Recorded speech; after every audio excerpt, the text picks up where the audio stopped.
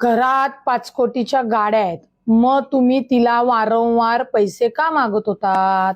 बर, तिच्या वडिलांनी वारंवार जे सांगितलं, आज तिचा प्रेमविवाह झालेला आहे, तुम्ही हट्टाने तिला करून आणलेला आहे. मग जी 40 लाखाची मग ते तुम्हाला देत होते ना छोटी गाडी, मग तुम्ही का मागितली फॉर्च्युनर? कुठेतरी तुम्ही जरी गर्भ श्रीमंत असलात तरी कर्मदैत्री विचाराची ही आगवणे फॅमिली आहे. हे एक स्त्री आणि समाजात काम करत असताना मी जबाबदारीने तुम्हाला सांगेन.